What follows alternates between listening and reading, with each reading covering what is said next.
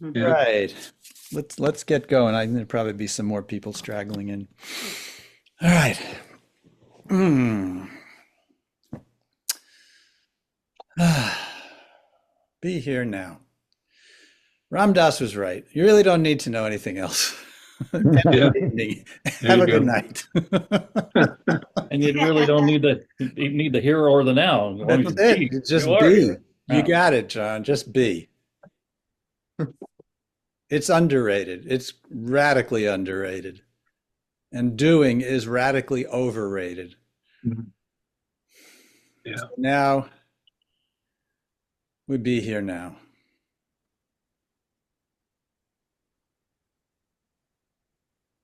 And more than that, we just let everything be as it is. Let the world be as it is. Or as the world turns, the ultimate drama out there. Let it go. More Let it like go. as the stomach turns. That's only if you internalize it. Let's let that be Yeah. so we can be still.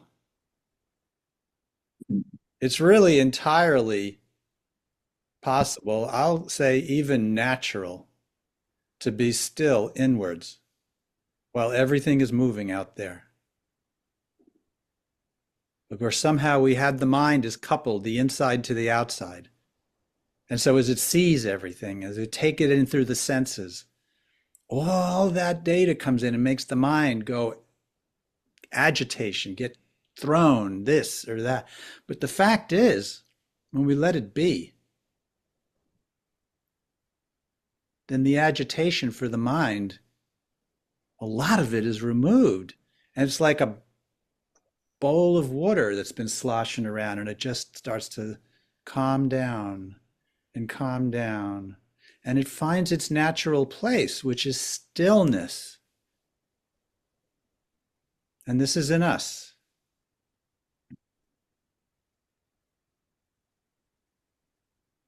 And we notice that the world is still doing its thing. And when we let it go and let it be is even better. It is what it is. Let it be. Then we don't have to get engaged with it. And our inner world, which is the more true world of our own experience in this incarnation, settles down. And as it does, we can see right through the mind what the Buddhists call a clear mind. And as we do, we see through it, through it, through it to the bottom, what the Buddhists call the ground of all being, right? What the Hindus call Brahman, the self, God, Guru, self, one and the same, no separation. And then we experience what's coming from this in us, undisturbed, undistorted as it comes through that layer of what you call mind, because it's still. And when we get it all agitated, that same peace becomes distorted and we feel it as anxious and anxiety and all the crazy stuff. But it's all within our sovereignty, our agency to choose to let the world be. And things can settle down here.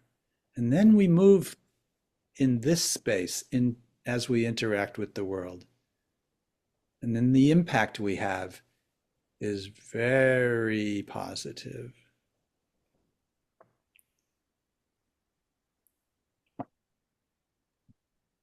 So we allow this to come. And as we settle into the center of the center of the center of our own true nature, we find that lo and behold, we are all in the same place.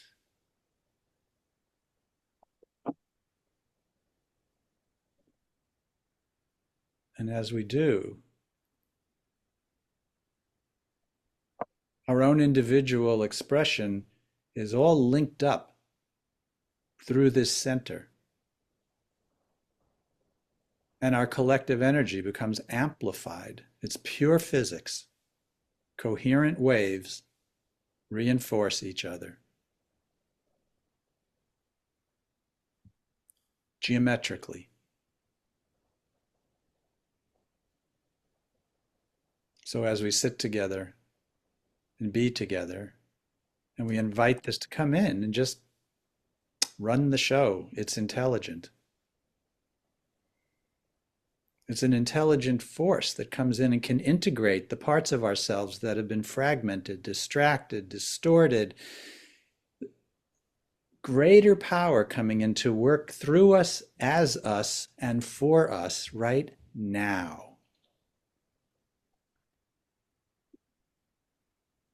This is the power of satsang, coming together in community, in the oneness space. And as we take this out into the world, the bodies may go off in different directions, but this place in us is here, always, now, working for us, as us, through us.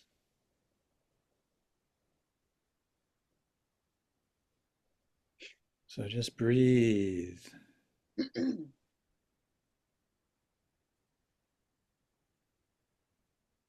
Let it breathe you.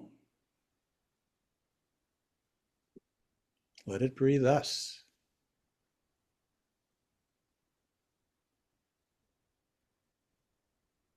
Let it teach us. Let it integrate us. Let it help us let go of that which is not of us. We carry so much that is not of us.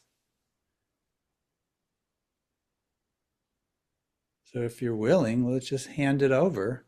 Say, here, you take it. Take it all. Because the only thing that's going to be left is what we truly are. And why would you want anything else in there? The rest is noise. And when we let it all go, we find out that we are pure signal, pure coherency, pure light, way beyond the duality, into the singularity. This is what the real singularity is, the oneness, the ultimate integration. There's only one. This is us.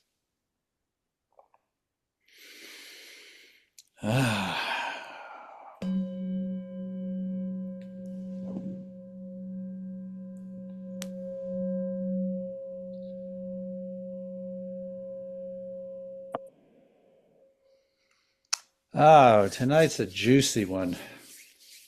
Forgiveness.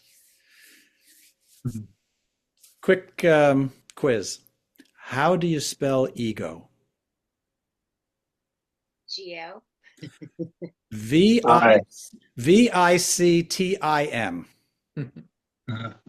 Uh-huh. Hey, David.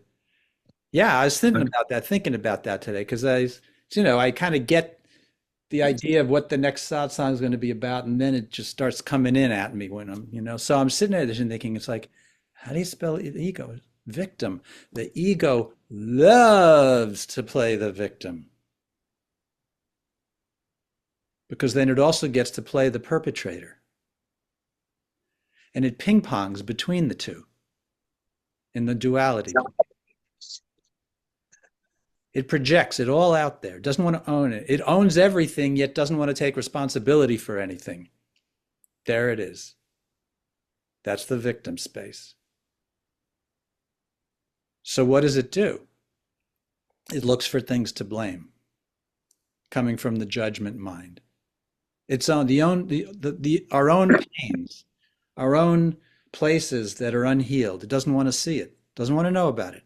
So it projects it outwards and paints it onto the world. It paints it onto everyone out there through the judging mind. That's what it does. Tonight we'll talk about Course in Miracles stuff. We'll talk about Ho'oponopono is a very powerful medicine for this work.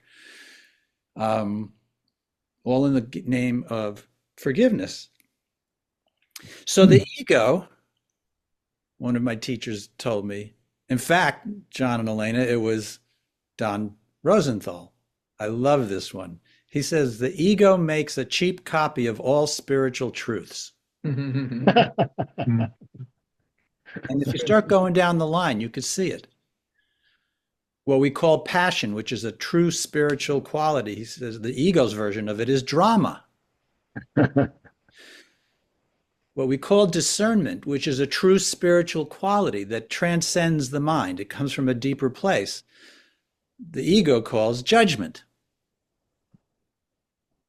And on and on. So what happens is, what a true spiritual quality of forgiveness, which we're going to clarify tonight, which in its truest nature is simply letting go. The judgment.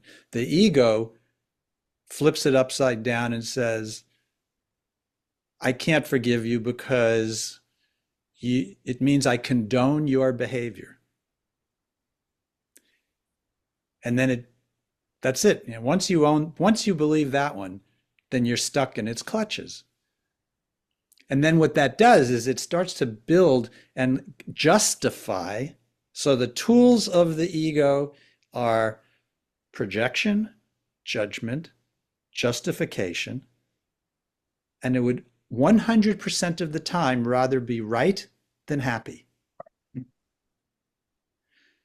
So what happens is, did I put projection into there? Yes, projection's in there. It's the mechanism that creates an othering, right? There's me and there's another, and that other did something to me. So I'm going to hold this judgment on them as if it can actually do something to hurt them. At some level, perhaps, of course, if you go at them physically, but the whole thing around holding grievances and resentments, anybody know that one? Yeah.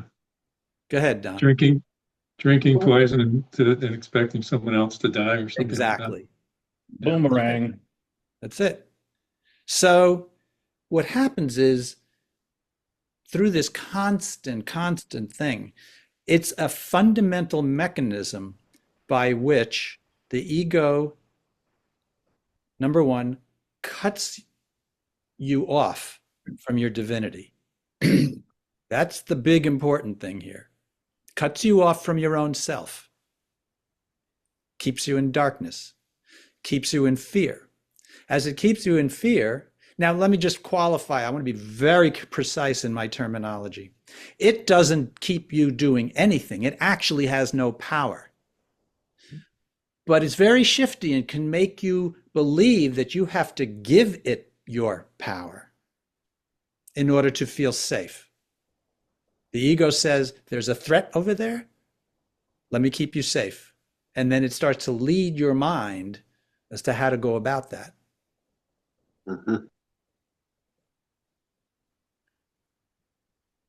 But then what's going on is it's got no power unto itself. It's parasiting off of that. And most people when you operate in an unconscious way, this is how it goes.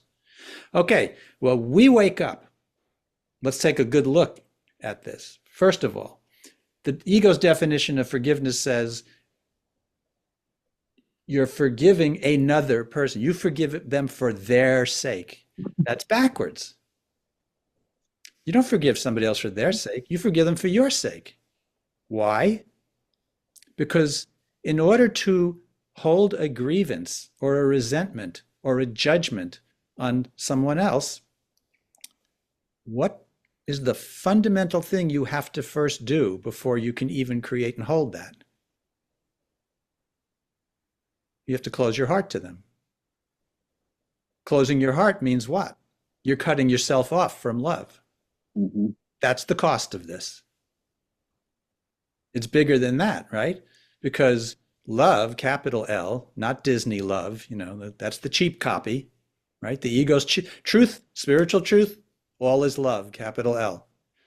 The ego's copy of that is Disney love. I call it Disney love. It's the infatuation. It's the love where the person is constantly looking outside of themselves to another for it. It's the form of love that keeps us therapists in business. But that's not what we're talking about. We're talking about cutting off, capital L, love, cutting ourselves off from love, which is we're cutting ourselves off from ourself. There's the source of suffering right there.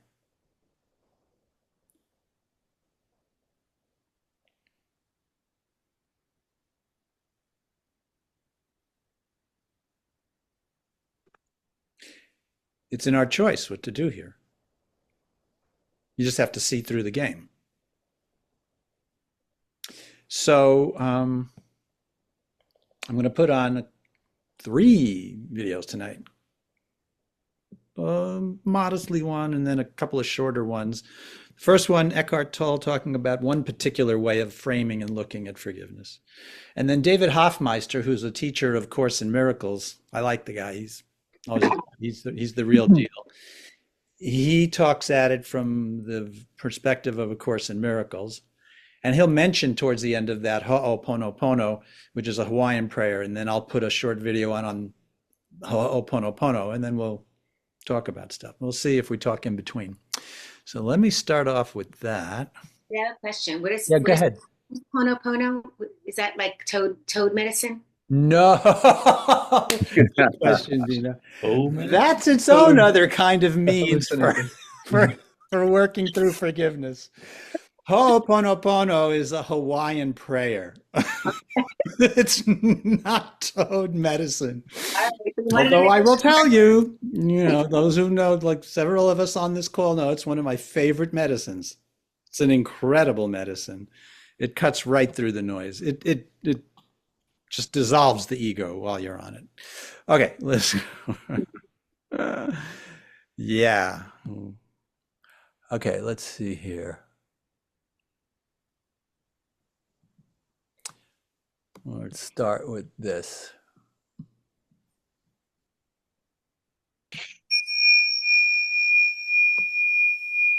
For some reason, it has just come into my mind, perhaps because somebody desperately needs the answer to this, and it's connected to what we've been saying.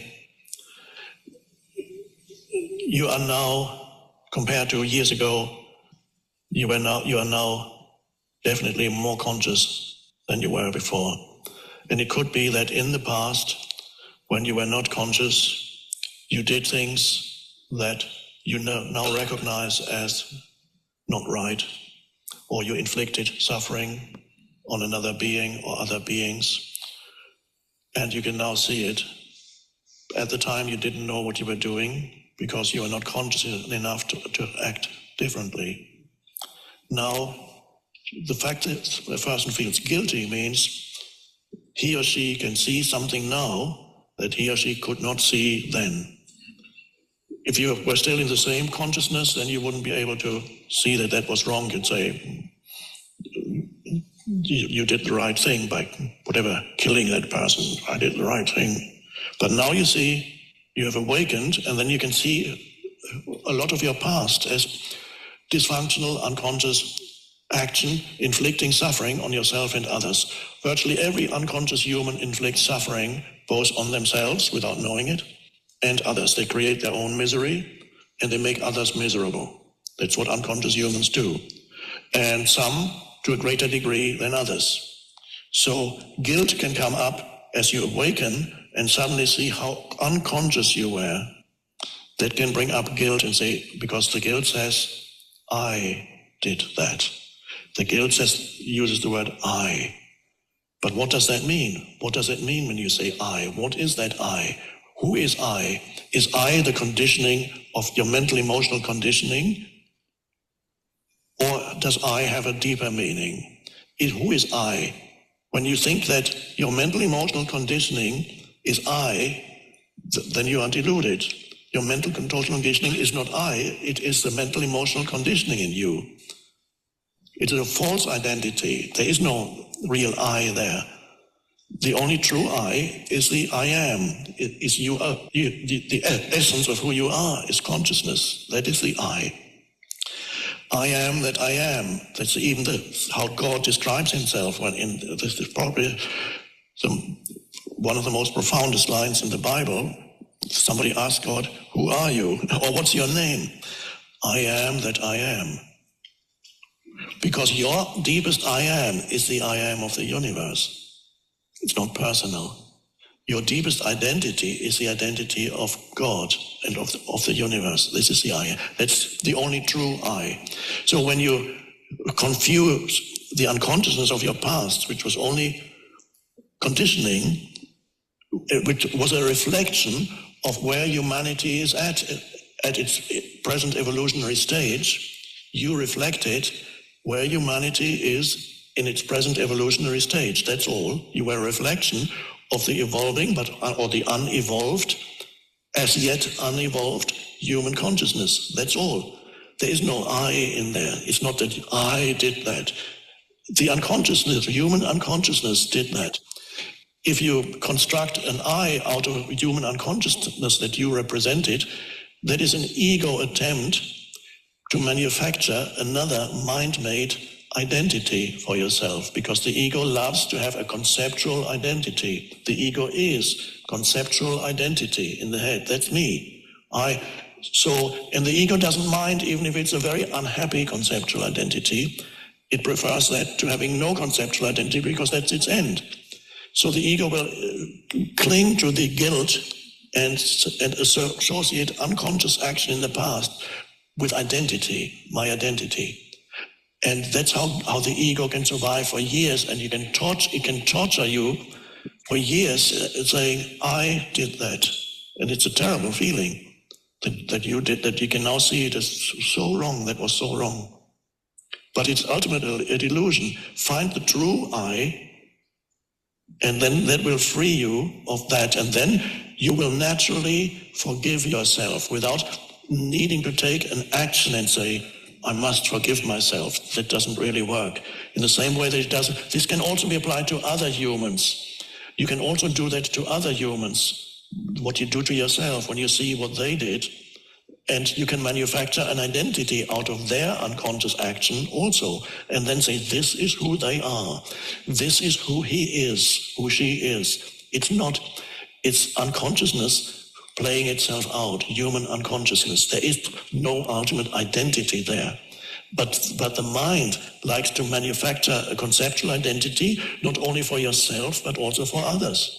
So the mind loves to get in there and say, these are those evil ones, and sometimes you do it to a whole group of people. Those millions of this particular group of people, no matter what they are, this is what they are, and this is what they did, and that is who they are. No, it's human unconsciousness, that's all. So very careful, the same process, and then you cannot forgive them because you've made an identity for them out of their unconsciousness and say they are their unconsciousness. And then forgiveness will be very hard. Okay, I have to try to forgive because I'm supposed to do that. I have to forgive them for what they did. They did just terrible things, but I have to forgive them. Okay, I forgive you. It's not easy. The real forgiveness happens when you realize that ultimately there's nothing to forgive. And that's true forgiveness. There's nothing to forgive. And forgiveness happens naturally in this way, not as a conscious thing that you do, but a thing that happens by itself. It falls away. The false identity that you inflicted on yourself or another human being or a group of human beings, that false conceptual identity falls away. And that is an essential part of being here as a conscious human being. A conscious human being does not have resentments anymore, because what could you resent? It's only if you manufacture pseudo-identity, then there's resentment.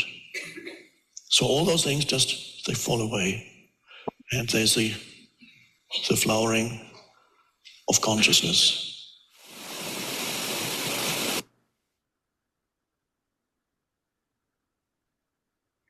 Okay, there's the first one. I have Yeah. a question. Yeah. All right. So without getting too heavy, I mean, so I'm thinking like I was thinking of what's going on in the world right now, and like how can you consciously in the highest way forgive things that are being done to people and that are just so heinous. Yeah, good. It's a very good question. It's the obvious question. It's the one that probably people are dealing with more now than ever. Going back to what Eckhart mentioned, he talked about when somebody does something that's harmful, a harmful act, it's coming from some unconscious behavior in them. Let me make it a little more personal. When we do something that has caused some harm to ourselves or others, it comes from an unconsciousness. Unconscious conditioning, he mentioned over and over again, which is what? Well, it's the environment you were raised in, which is a combination of the culture that your parents were raised in, the dominant culture of the at large, and the family culture. And that goes back a generation and that's all unconscious behavior. Everything going on out here right now, everything out there that's in this mode is unconscious behavior. But he says that, is that your true self? When you act unconscious, is it? Or is it your conditioning? What took the action? You'd like to say I did, but what he's saying is it's the ego that says that, but it's not. That's the false I. It's the conditioning. The ego's narcissistic, so it sees everything in terms of itself. That's how it could set up its guilt. Well, it sets up its blame mechanism. We're going to go into when we go into the next video about Course in Miracles, and we'll start talking about the source of guilt, which is the separation wound, separation from God, so, and it's all just takes off from there.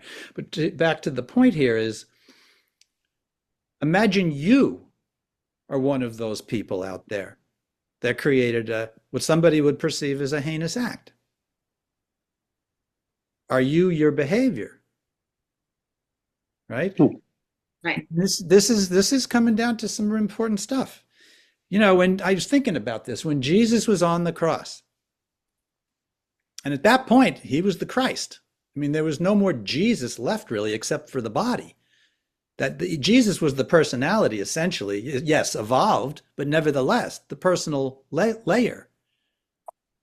And at some point, he went through a complete ego dissolution, and then the Christ consciousness, which is at our core. If you remove the name and throw away the dogma and you throw away all that crap, you go to the vibration, that's what we are at the core. Some call it light, some call it Brahman, some call it any other name you want to give, but that's what it is. So he's on the cross as pure consciousness, and he looks out there, and the people who are taunting him and throwing things at him, and what does he say? He says, forgive them, Lord, for they not know what they do. But now let's look at this at an archetypal level. The Christ being the truth. All those people being the symbol for the ego. Okay? Conscious, the unconscious. Being conscious in the unconscious, essentially. Right. So, I get the paraphrasing here, right? Somebody asked Ramana Maharshi, well, what should I think about others? He says, there are no others. We as them. Not at the ego layer, but at that very place that we came together in tonight's opening meditation. They're that too. Dare I say, even Donald Trump, even Musk. I see you shaking your head, Kim, but let's get down to the bottom line here. At their core, it's us. What that's going on out there is it is a collective projection of the shadow stuff that we collectively do not want to look at. And that builds the energy for it, and that builds the projections for it, and that takes it into the darkness. Darkness is what? Nothing more than us not wanting to see something about ourselves. If we were willing to see it, there's no darkness because we're the light. So you see how it goes. So yes, seeing what's going on out there is a collective reflection at a massive scale of some aspect that each one of us is actually not willing to own of our own shadow. That's what this is. What the game is much bigger than what's going on. And if you get caught in the drama, if you get caught in the story, a lot of people who've worked with me or hung around with me, you know what I say. The story is not the story. The story is a distraction. The story is a smokescreen created by the ego, because if it can keep you tied into the story, which is synonymous with drama, you can't see the pattern. You can't see what's going on. You stay caught inside the polarity. You stay caught in the victim-perpetrator dynamic. And it feeds off of your energy. Every one of us here, to the degree that we don't acknowledge what I'm talking about and pop out of it to see it from the truth, the higher level, we're all complicit. It's not an us versus them.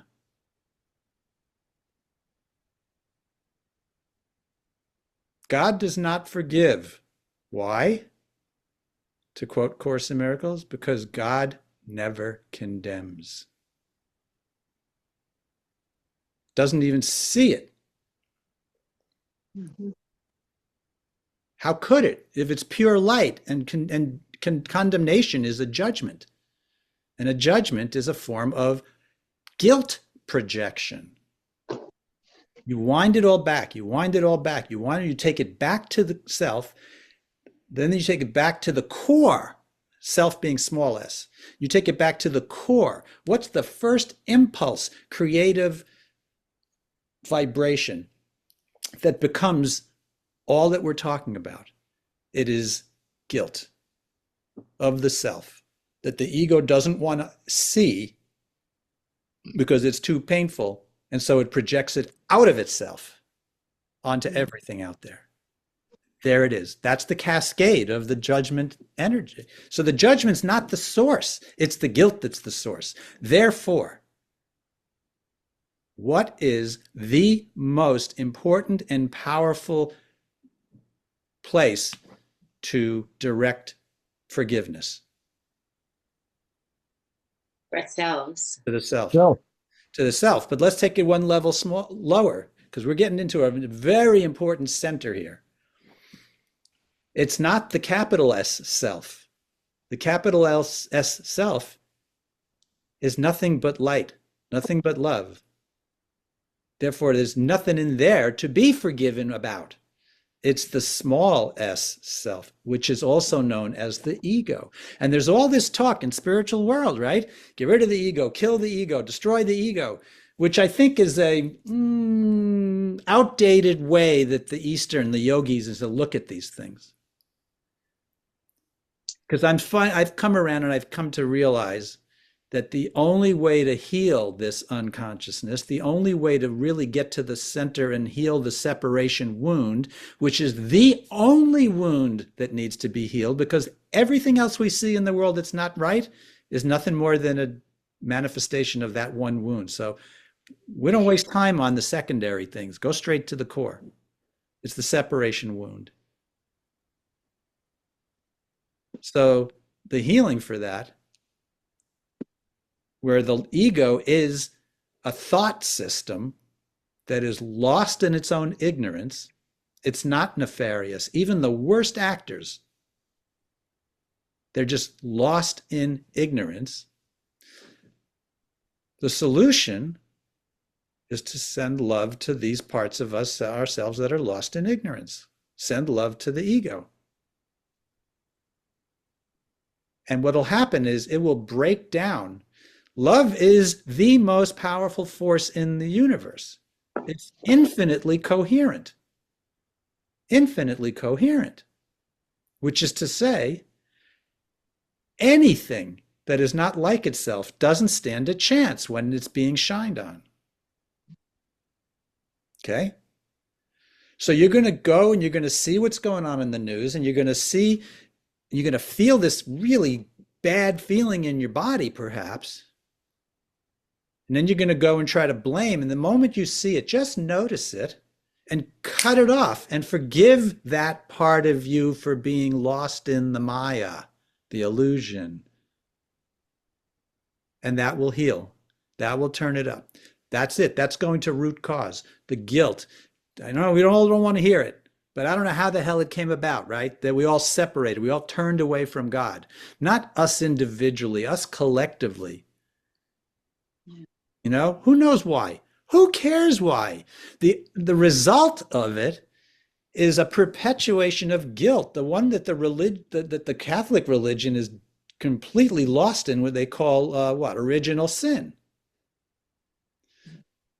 The answer is forgiveness, which is, listen to this, forgiving. Life is forgiving. Love is not just doing the work of forgiveness. Life and love, what's its purpose? What is it for? It's forgiving.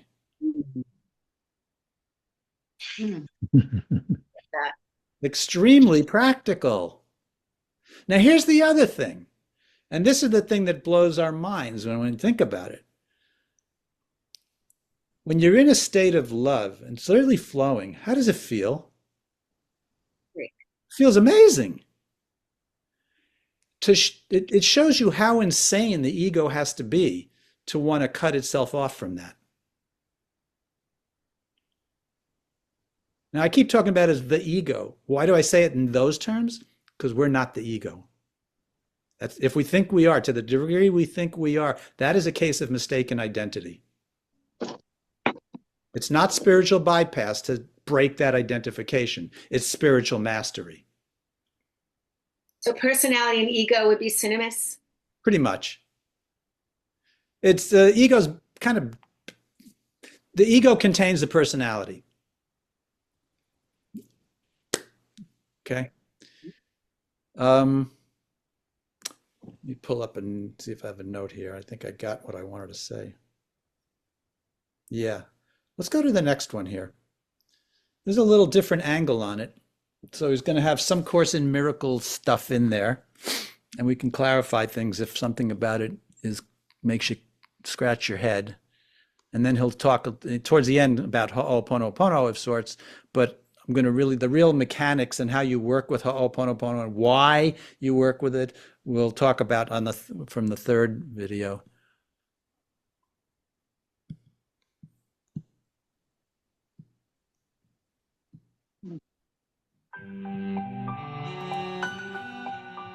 Common understanding of forgiveness is you forgive people for what they did or for what they didn't do that they should have done, that you believe that they should have done. I mean, it can go two ways, you know. Or you should, yeah, shoulding always. Right, should, and sins of omission, like you should have been there for me, you should have done this, you should have done that. And what A Course in Miracles is saying is you forgive your brother, you forgive your sister for what he did not do. So you see, it's really different from traditional forgiveness. Traditional forgiveness, forgive them for what they did do. Course in Miracles forgiveness, forgive them for what they didn't do. Now, what does that even mean? That sounds good, you know, like, wow, you know, I thought that they had an affair. I caught them in the middle of the affair, or whatever it was. You know, what the Course is teaching us is that we have a misperception of the whole world. You could say the ego has sponsored the belief in linear time. So we believe that the human being is a creature of linear time. And the Course is saying, well, actually, you know, God did not create you that way. God did not create you as flesh and blood with all kinds of mistakes and sins. God created you perfect. God created you love. God created you innocence. God created you spirit. But you've fallen asleep and now you're dreaming a dream in which you forgot all about all that love. Now it's nirvana, it's heaven, it's absolute oneness. There's words for it, but it's not in awareness. It's not in the dream. You're dreaming a dream of separation, that has sickness and fear and guilt and death and all kinds of things that are part of it. And so, just like there's a lot of spiritualities that emphasize the present moment and living in the present, that's what the Course is doing.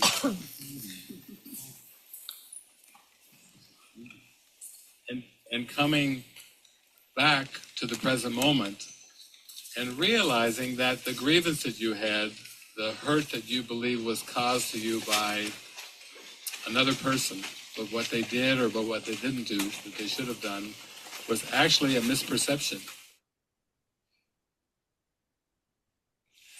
Well, personal forgiveness, in the sense that it's an experience, but once you start to realize that the person that we believe we are, the persona or the mask that we wear, isn't the whole picture. It's just a small thread of the whole picture. And so true forgiveness would be about clearing away all the thoughts and grievances and judgments, even the positive judgments, as well as the negative judgments. You see how that's a lot different. Usually forgiveness is seen as release all the negative, like accentuate the positive, eliminate the negative.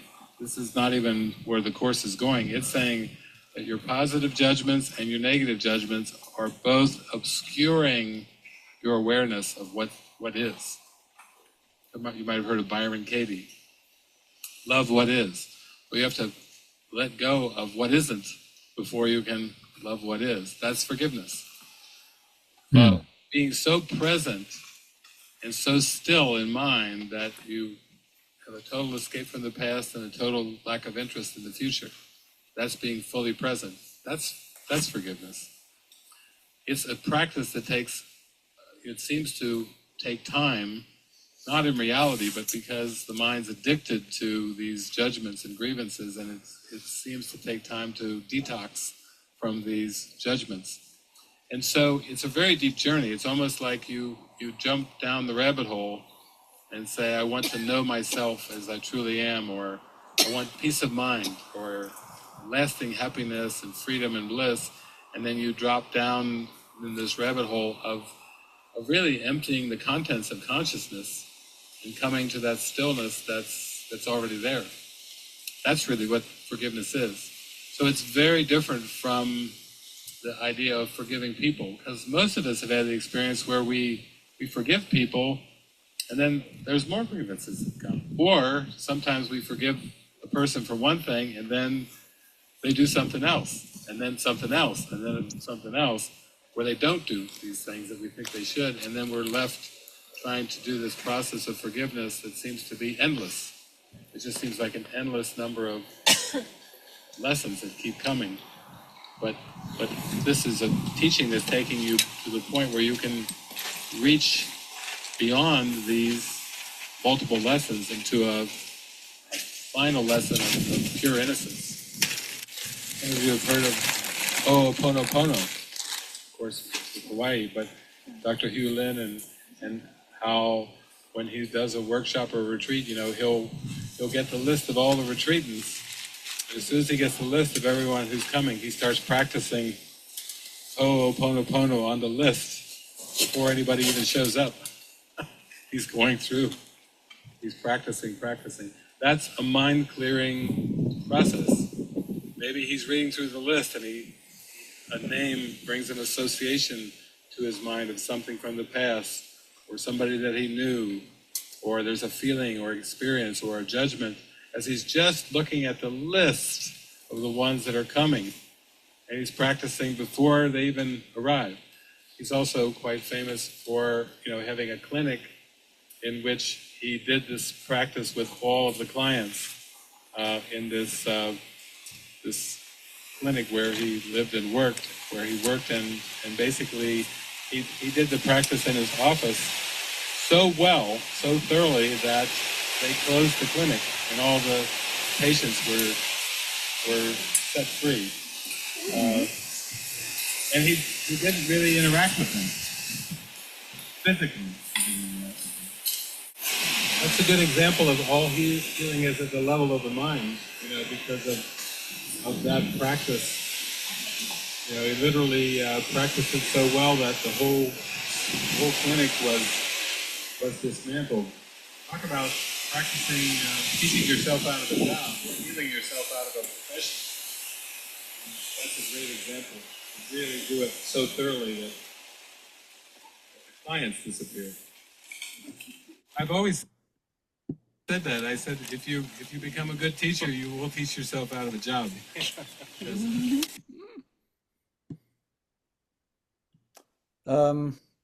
We're going to get more into the Ho'oponopono. It is actually very powerful. I've worked with it a lot, and I find it's useful now.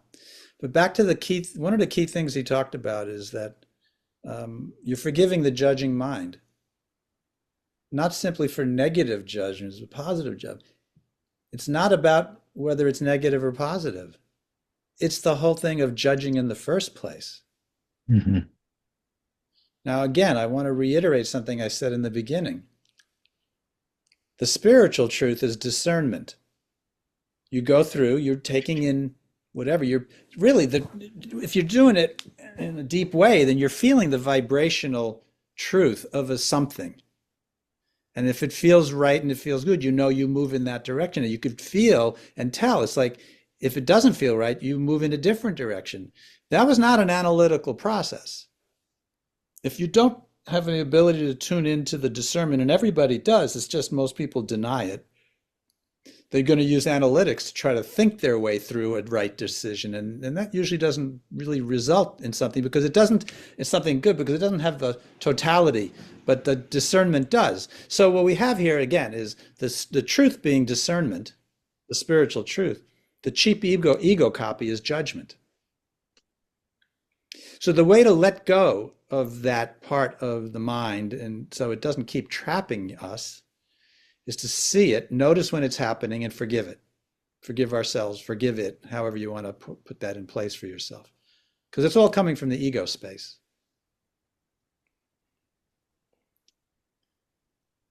I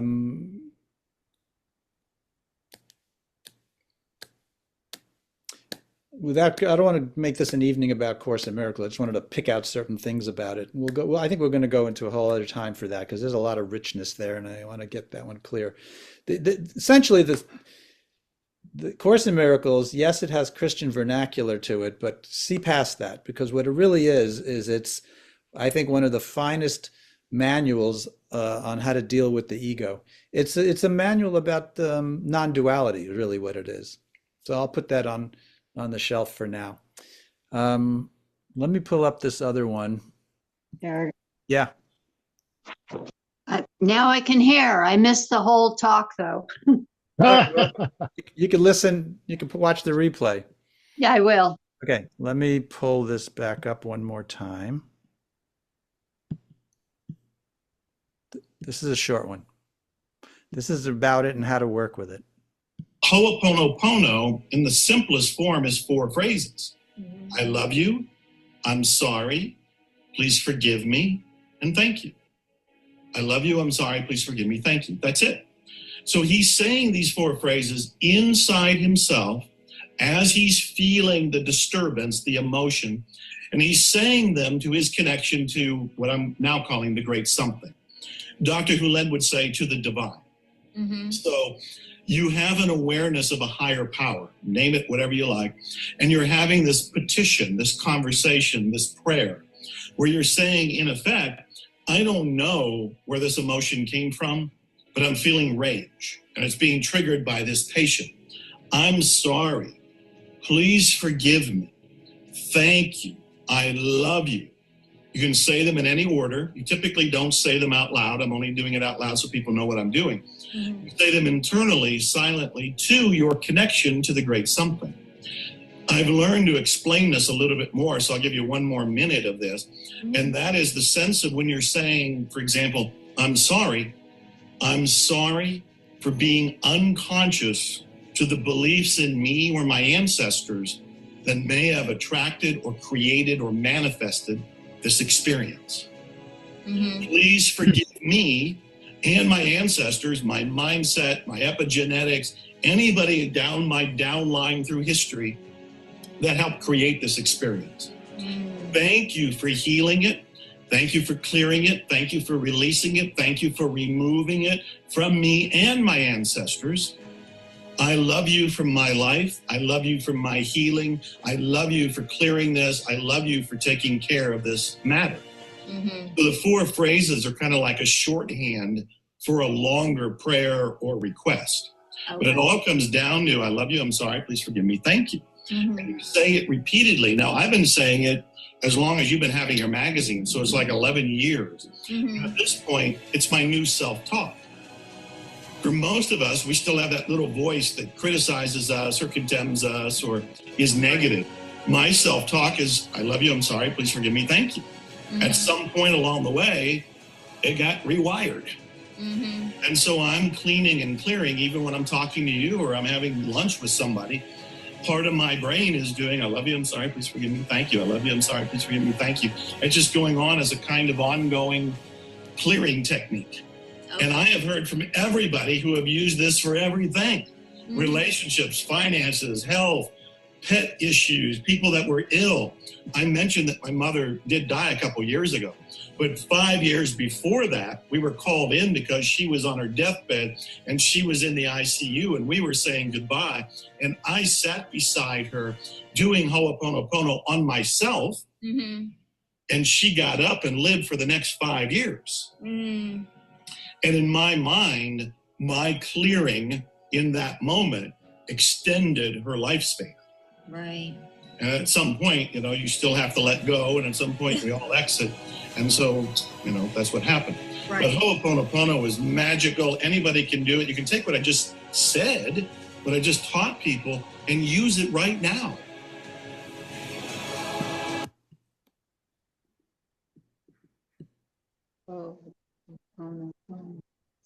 The truth is, the universe is holographic. What does that mean? It means every point contains the information of the whole. Looking at it from the other direction, it's Indra's web. If you look up Indra's web, it's an interesting, it's the idea that every point of the universe, of the totality, has a direct connection to every other point of the universe. Think about the complexity of that. That's what's going on.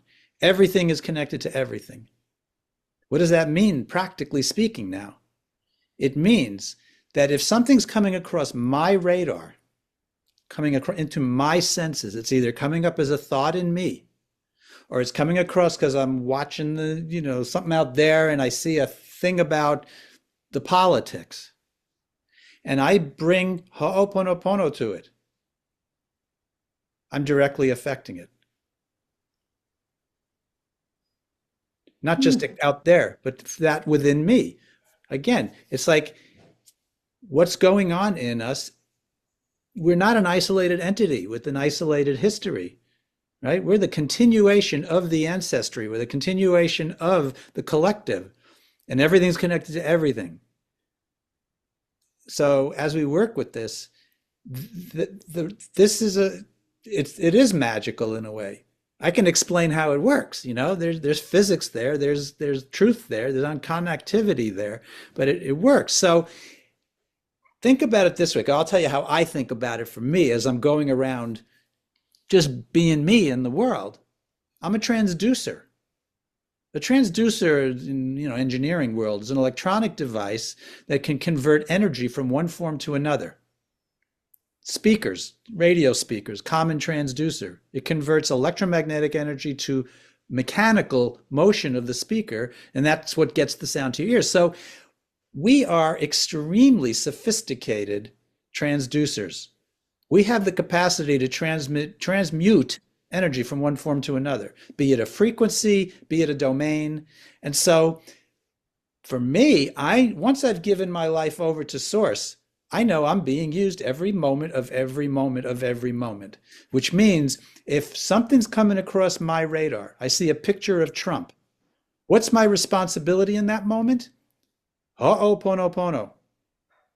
in whatever form I want to use it in. It's not just the Hawaiian form, but I know that that which comes across my radar will generate some kind of something in me. And my responsibility is to address that. I don't care about anything else. I don't care about the story. I don't care about what he did today. I don't care what he might do tomorrow. I don't care. My radar, my circuitry, my relationship to source, my responsibility. And you know what that means? I am free of that crap out there. That's what it means. It means that all the shit goes down and I've got a deep sense of peace going on inside me. It means that if I see something and there's something left in me that's unhealed, unintegrated, and it triggers me, that's my opportunity to heal it, not just in me, but for the collective. Because I own the ultimate responsibility for my consciousness. That's for you too. No projection, no made up nonsense, no othering. Again, I'm not a fully, I'm not Velcro free. I get caught in this stuff sometimes, but I know the level I'm working at here. I've got infinite energy behind me on this. So do you. Make your choice. So then, what are your thoughts about that awareness and that consciousness and that forgiveness, that they're being unconscious, and taking action? They're not in conflict. Thank you for asking this. They're not in conflict whatsoever. Pick an action. Okay, Saturday there's marches all over the country, right? Yeah. Wendy and I are going. If I can convince Melissa to come, she's coming too. Now, when I'm marching down that street, I can come from one of two places inside myself. You know what they are, right? What are they? Anger. Judgment or love? Yeah, right. Love and anger and judgment is just another word for the root, which is fear. So it's either love or fear, right? Yeah. I could take the identical steps, move my body in the identical way. And if I'm walking down that street in a state of love, it's a fundamentally different everything I'm putting into that place than if I'm doing the exact same everything, but inside me I'm seething in fear. Mm-hmm. So doing this work is not about which action to take. It's who are you in the action.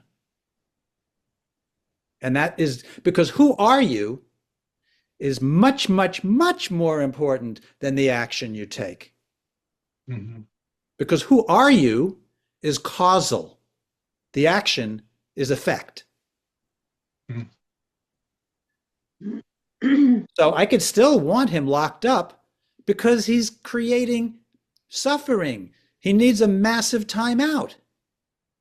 Right. But I could do it from a state of love for the whole, love for life, love for the organism that is collectively us, or I could do it from anger and fear. Which is not to say, again, I've got to be really careful. You got to be nuanced about this because you can go, the ego has it's very sophisticated. It could take that and use it for its own purposes, which would then we would call spiritual bypass. Oh, I'm never going to be angry. I'm just going to be love. Well, that's nonsense, right? Be authentic. If I still have anger in me about something, own it. Right. Do self-inquiry on it. Ho'oponopono it. Yeah. Because if that comes up in me, I guarantee you, it's not mine alone. See, once you get out of the clutches of the ego, you realize not every thought in you is yours. Not every feeling in you is yours. Not every emotion coming through is yours. Yeah. That changes the ball game entirely.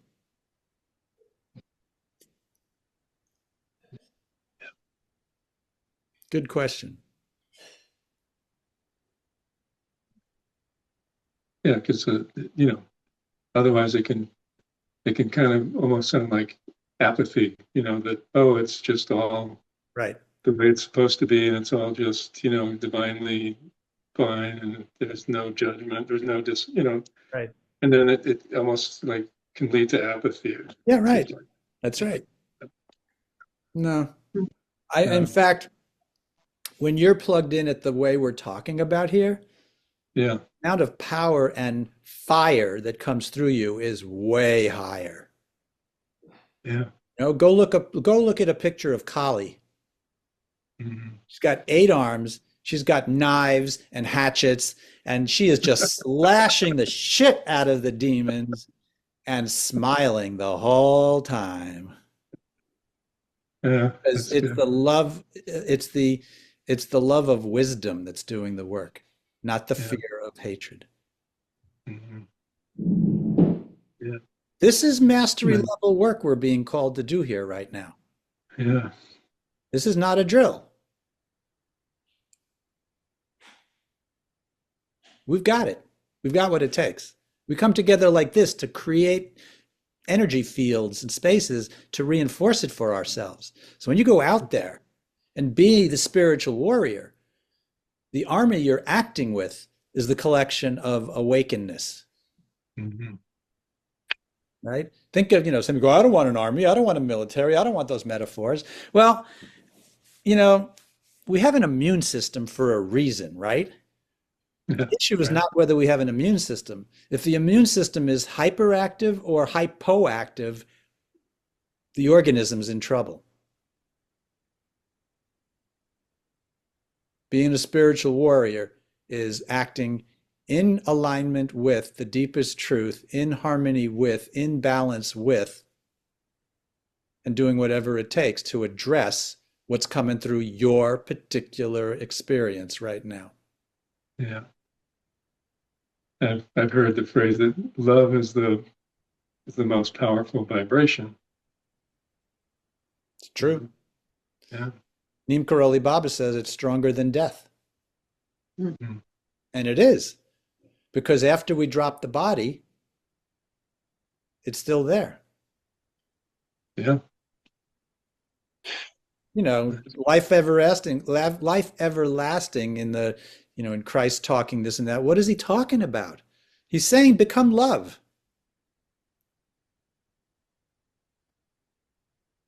Because who you think you are will die. Right. Who you actually are was never born and will never die because it's eternal. So what's our entire process?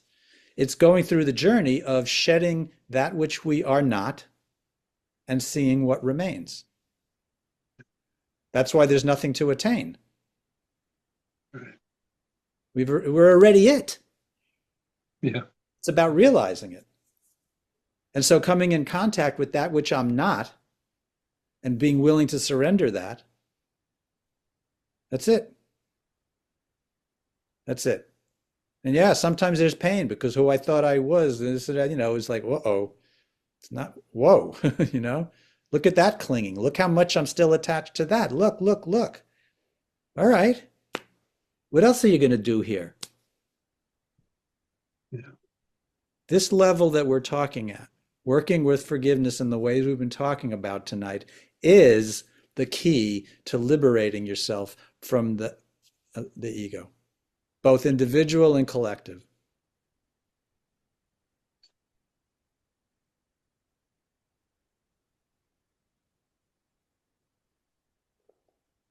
Yeah. Can you post that? I can't even say it. Oponopono, whatever that prayer Yeah. is. 'Cause I Yeah, didn't write. I'll put the links to all this in. Yeah, and it's basically 4 phrases. I love you. I'm sorry. Please forgive me. Thank you. In any order you want. I kind of got hung up sometimes we get hung up on the I'm sorry because I'm very careful about my use of I am, because whatever you attach to I am is an identity level statement, and I am is the most powerful word level vibration we can speak. Therefore, sometimes I'll shift it to No, so sorry, but it doesn't sit right with me. I think it's safe to do this as long as you're doing it consciously, you know? Don't want to get unnecessarily caught up in semantics about it. But I What mean, about like I forgive myself and others? Isn't that like sure. I'm Yeah, that's right. Sure. just different words that mean the same thing but are more empowering, right? Yeah. Like Yeah. that. But go, if you look back I- on, go ahead, say again. Oh, I like that he said, say it silently. So throughout the day, like, Yeah. could just get in the habit of saying it over and over and over, kind of just being aware, Yeah. constant, just that phrase. The powerful mantra. Oh, Yeah, it's a yeah. powerful mantra. Yeah, you don't go outside saying it all over the place. They lock you up for that kind of thing. All right. It's a good tool. It's a very powerful tool. It's not the only one. Happens to Mhm. be really good, though. Nice. Yeah. And thank you for whoever shared. I already forgot. Shared that phrase. Okay. Anything else before we go silent? Well, I have an interesting way of dealing with all this, which is when you point the finger at someone else, Yeah. it's always three fingers pointing back at you. Yeah. So my work is to withdraw the projection, Yeah. and to identify in myself what is that I have projected. Perfect. Mhm. That's it. That's it. Yeah. That's exactly it is. It's your way of doing everything we've been talking about tonight. Yeah. I get it. Good. Yeah. Thanks for that. I forgot the whole Pono. I studied that a long, long time ago. Good stuff, man. Thank you for plugging it back in. It's very Yeah. timely. My pleasure. All right. Bye, Kim. She's got to run. The other Kim. Thank you. The other Kim. Remote. I learned that on an airplane probably 20 years ago. A woman from Hawaii said, the only thing you ever need to say is ho'oponopono. It turns out to be true. Yes, right. Yeah, that is true. I'm reading Ram Dass's more recent book, and You it's mean it's being all part of Ram Dass? the Ram Dass. Being Ram Dass you're reading? Uh, Or still here? Polishing the Mirror. Polishing the Mirror, yeah. If you want to read what I think is if you're a Ram Dass fan, what I think is by far the most fascinating book. I've read it twice already. It's Being Ram Dass. It's his final book. It's his autobiography. Yeah. It's well, this is better than Be Here Now. Yeah. Be Here Now is the first one. Turns out, though, That's still a very important phrase. That's the most important thing anyway. That's what we're been talking about tonight too. It's like, oh, this. Yeah. Marguerite's the one who turned me on to Ho'oponopono. Okay, let's sit in silence and allow the vibration of all this to do its work on us.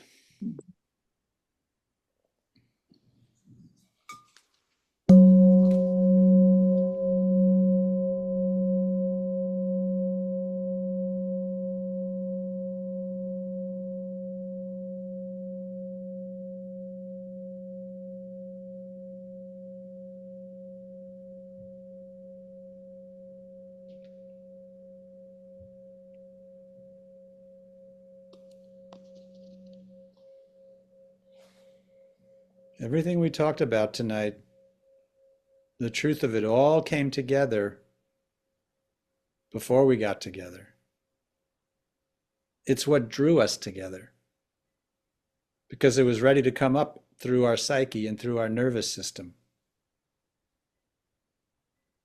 So breathe the truth of it in and through us.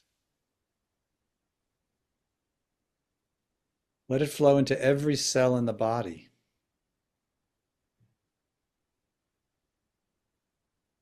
Course in Miracles says all healing is of the mind. So we breathe it through the mind. because the mind expresses through the body. And so as it heals at the mind level, it heals at the cellular level.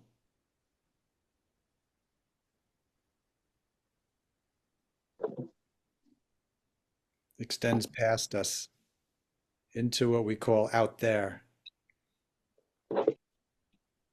which is nothing more than a projection screen. So as we let this live through us, let it change us, let it change our thinking, let it change the flow of our heart.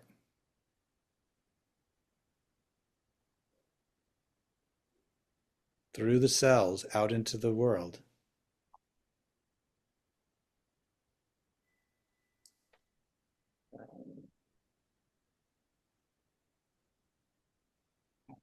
Feel the flow.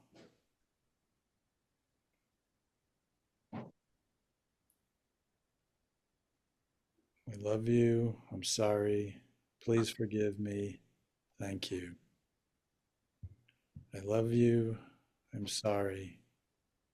Please forgive me. Thank you. Thank I you. love you. I'm sorry. Please forgive me. Thank you.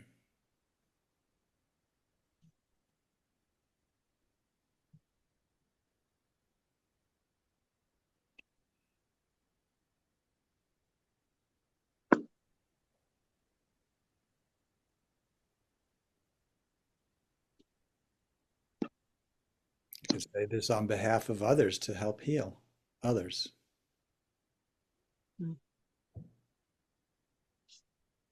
Say it to your ancestors to heal your past, their past. You could project it into the future before you go into a meeting or to work or a doctor's appointment.